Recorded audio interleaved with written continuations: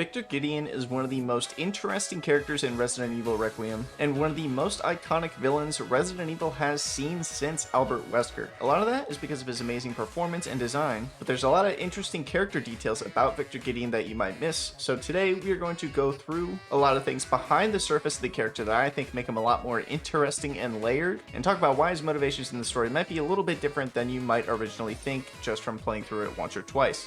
Let's get into it. Dr. Victor Gideon. I run this center. The first thing I want to bring up about Victor Gideon that a lot of people obviously noticed because it's his design. He clearly is supposed to evoke the vibe overall of a snake because there's lots of different snake motifs on his character.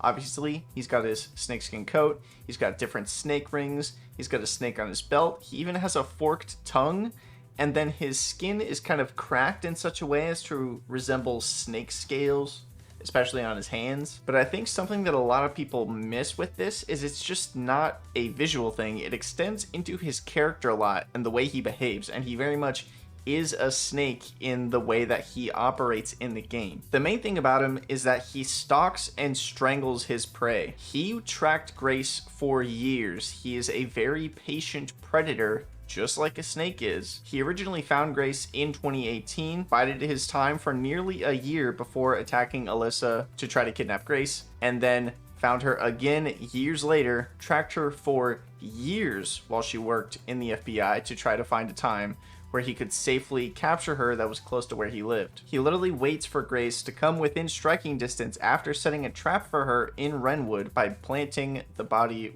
that died from RCS, and then takes his time in executing on that plan throughout the day, and then goes from there. And I find that very interesting because that is honestly exactly how a snake operates in the wild, but obviously without a camera and blackmail and manipulating the FBI to plant evidence and things like that. Obviously snakes don't do that stuff, but just the way he operates, the way he takes his time to do it, the way he lays a trap, it's all very snake-like.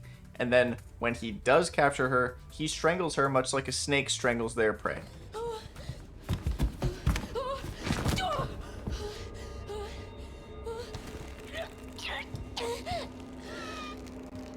And even going back further with the Umbrella trials, which was a period in like the early 2000s of the Resident Evil timeline, where a lot of Umbrella executives and stuff like that were all on trial for all the crimes against humanity, essentially, that Umbrella committed.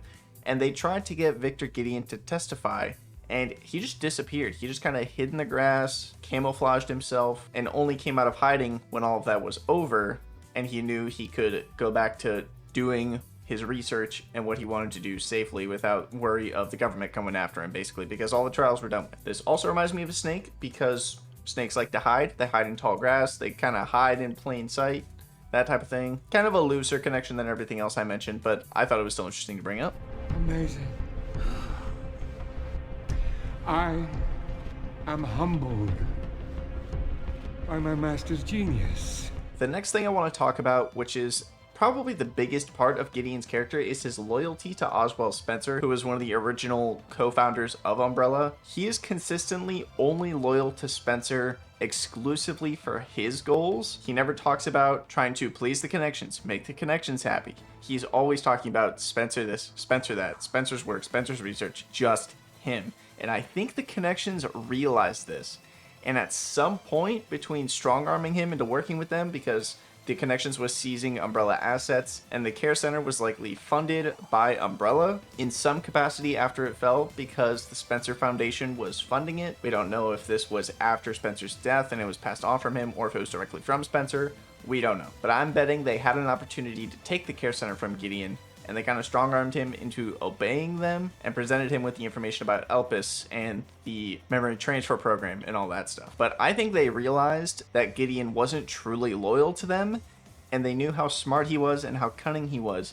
So what they did was they implanted him with a Nemesis parasite so that they could control him directly to ensure his loyalty and ensure that they had the best scientist in the world that knows the most about Spencer's research on their side to research this memory transfer program that they were interested in for Elpis. And I think that's why Zeno is his direct controller and handler, because he has control over Gideon's Nemesis parasite.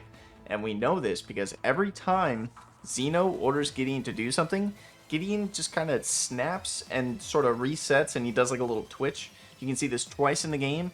Once after he gets off the phone with Zeno in his little secret laboratory beneath the care center. And you can also see it here in this scene in the helicopter where Zeno says, "You take care of this." And Gideon immediately like twitches and like kind of locks in, basically.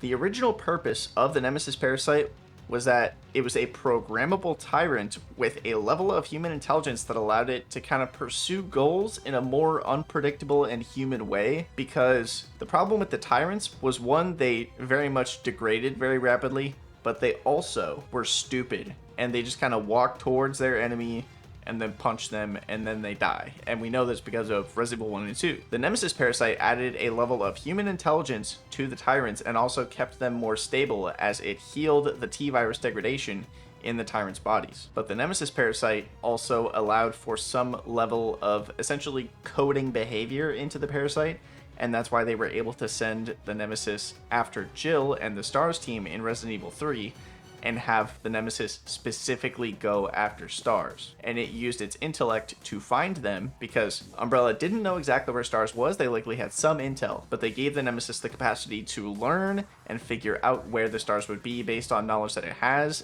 knows how to find knowledge to execute on its goal.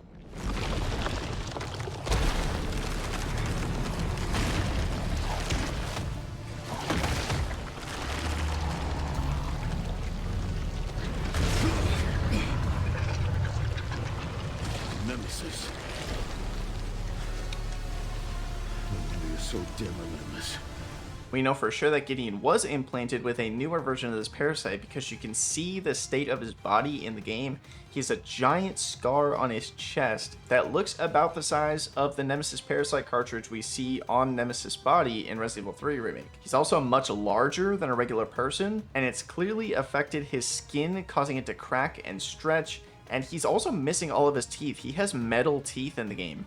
He likely lost all of his teeth and had his skin get damaged the first time he kind of super mutated, or maybe when he took the parasite, his body didn't take to it and it took him time to adjust. We know at some point he has been used either in combat and got damaged, or he was like the first experiment for this new version of the Nemesis parasite. And I just find it very interesting that they show signs that he's been mutated before and has something in him that makes him more powerful before revealing it's a Nemesis at the end of the game. I find that so interesting, and I think it's really cool, because it's a really good way to make him more intimidating and interesting without immediately revealing that it's something that we already know about. I should mention here really quick that at some point in development, Capcom was going to have Gideon turn into a giant snake to fit this whole motif of the character that I have detailed here, and they just decided to have him be a duplicate of the RE3R mutation. I'm not quite sure why they did this, because I think people still would have gotten it that he was a Nemesis parasite or had one in his body, because Leon literally says it at the end of the game.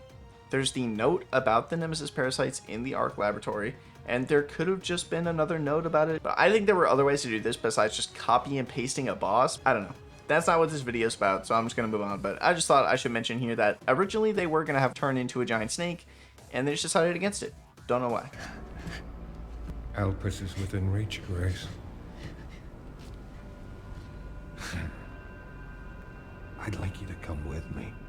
Another reason I think that Gideon is being somewhat controlled by the Nemesis parasite throughout most of the game is that once Zeno loses his powers at the end of the game, once he gets injected with Elpis, Gideon doesn't listen to him anymore, and he can finally kill him. He seems to resent Zeno in some capacity. Before this, he's nothing but polite to Zeno, respectful to Zeno, nice to him. But then as soon as Zeno loses his powers, Gideon immediately seems to not like him, makes fun of him, bullies him, and then decapitates him. And he seems to enjoy decapitating him a lot. He's smiling while he does it. So I think what happened with Gideon and the connections is that Gideon's work beneath the lab of creating subjects that kind of retained memory in order to use on the Emily clones for the memory transfer program, that was likely the orders of Zeno. And the reason Gideon's special strain of the T-virus has subjects retain memory after death, they were likely trying to link Gideon researching Elpis to the memory transfer program to try to figure out what Elpis was. Gideon wanted to know what Elpis was just because he wanted to know what it was, and he sought that out through trying to find Grace, whereas the Connections was trying to get him to do this memory transfer thing that clearly was not working and was not something that Spencer was doing, but Gideon was forced to research it anyway. He didn't seem to have too much stock into that, personality-wise, because he always talks about how Grace is the key, you're the key to do this, I knew you've been the one that I've been looking for years. Whereas Zeno is like, oh, now that we have you, we don't need to do this thing that we've been doing for 20 years.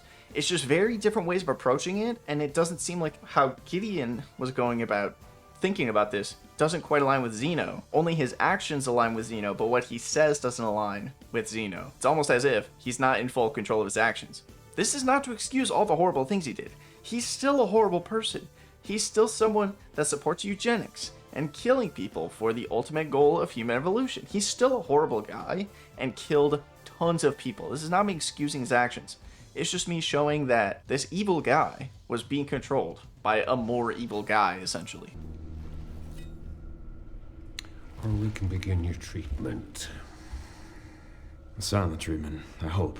So I think the most interesting thing about Victor Gideon, after cataloging all of this information, is that he kind of represents the true original goal of Umbrella, evolving and enhancing humanity through eugenics and viral research, whereas the Connections purely wants to use these for power and control and strong-arming society to bend to its will, and that's simply not really what Gideon wants to do, and it's why he remains loyal to Spencer to the end, his original master.